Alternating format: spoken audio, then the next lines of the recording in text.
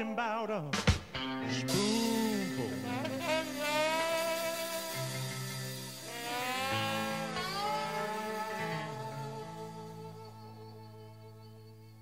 I've been joined by three chaps from Brett Marvin and the Thunderbolts, namely Jonah Louie, and we've got Keith, and we've got Jim. So welcome to GLR, chaps, one and all. Really, thanks. Thank you. Sounding pretty good, I must say.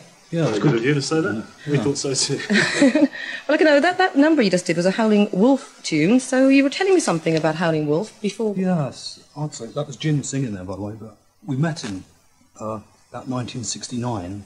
We used to run Studio 51 in Great Newport Street, and he actually came down and jumped up and did a couple of numbers. And I said to him, give us your autograph. He had a giant bottle of whiskey in his hand. He was like 6 foot odd, and the bottle looked like a miniature. Yeah. He signed it and he said Chester Burnett, that was his name. But that was Jim singing it. Yeah. Great those days, wasn't it? The old Studio 51, Jim. Yeah, we did for about 4 years, and we used to do a lot of benefits. Joanne Kelly used to run it, Joanne, yeah. And she really got us started, you know. So we used to back her up and stuff at that time, you know, play around just because we're not really a sort of Chicago blues stuff. We've always came from country blues. Yeah. So it was a bit unusual at the time, but.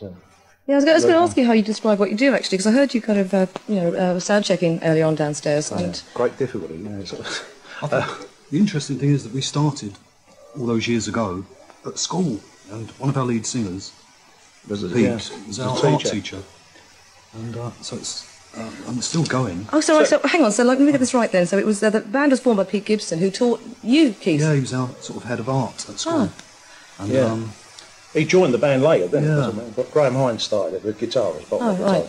And then John's was a later member. He joined about 21 years ago, wasn't it? He was 69. We get somebody new we got another bloke now playing bass, new bloke. You know, he's the youngest one. He formed in 68. If he had hair, we wouldn't have let him in, eh? He formed in 68.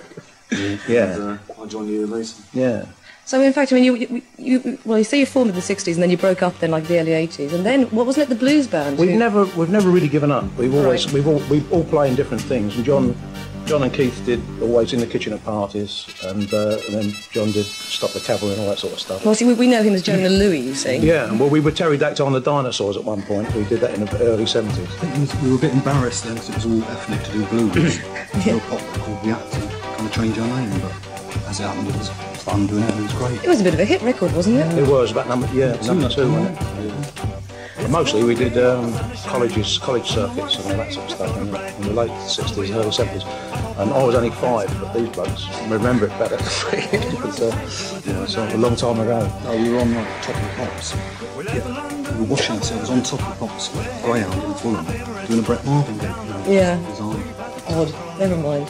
So this was the story then about when the blues band asked you to do a Christmas party for them, right? Well, we've been friends with Dave Kelly for years, and Joanne, and we did one at the Town and Country before Christmas with them, you know. We did the benefit thing before that for Joe, and it really sort of made us decide to actually go and do a few more gigs. Yeah. When we were doing, we've always kept together, haven't we? But we've done about one a month or something like that over the last 20 years. We're all mates, you know, so we just like playing. So it's a nice night out for us all. And hopefully you might get paid as well. Well, that's usually. Occasionally. He don't need it though, John. So. Why, you're incredibly wealthy, Jonah Louie, from the records you've made. Is that what he's trying to tell us? No, I would disagree with him violently. He never buys us a drink, so he always tells us he's absolutely, completely skint. I don't drink myself, see. Well, anyway, listen, you've done, like, recently one show in London at the 100 Club, and you stepped in at very short notice for somebody, but your big gig coming up Wednesday week at the TC2, 27th of March, and you guys are sounding great, and I'm going to come and see you, so I'm looking forward to that. So you mustn't forget. Was there any other business you can think of? Lockie said to mention he does do electrical. He does showers, and that's our roadie. He's an electrician. He said if we didn't mention him, Lockie's electric. So I had to mention that. I think we've got a couple of big blues festivals coming up. Dave Kelly's got us. Yeah, that's right. Dave mentioned that to me the other day. He said he'd give me more details. One thing I've got to mention actually is just the kind of equipment you use, the instruments, for want of a better word. I mean, We found him outside, out the back of a Chinese restaurant once, and started to play. That's how we really got Ironing him. board and skip. Yeah, but we don't play the sink anymore. No, we've got. I mean, I play electric ironing board and lager phone. He's not joking, because when I went downstairs this afternoon, I said, look, show me the electric ironing board. And it does exist, believe me. It's just like a contact mic. He did used to play a sink, really. He used to play a sink, but it's a bit difficult to get on the tube, isn't it? But we've got sort of mandolin, washboards. And you play the Zobstick, don't you? That's right, Zobstick, which is a lager phone. Yeah. He tried to say it posh, lager phone. Well, it's the proper name for it. Well, you told me the other day that the lager phone was actually an Australian invention. Well, it is. We did a gig in it is. Paris. I did one with John. It was a live thing. And the chap introduced me in French. And he said Zobstick. And apparently in French it's your older thing. So, That's embarrassing. yeah, but they all laughed. Oh, that's fair enough. So, of course, we've got Jonah. You play. What do you play? Piano and what else? Do you play? Well, keyboards, piano, therefore keyboards, Right. synthesizers. Oh no! So you have got real instruments. You're just winding me up. Accordions as well. Oh, yeah, no fetches him with him, mate.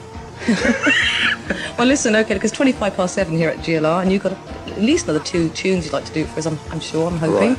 So if you want to nip on downstairs with Joe to the basement, and I'll play a couple of records, and we'll be hearing from you. So, I'll be talking to you later. Thank you. Thanks a lot.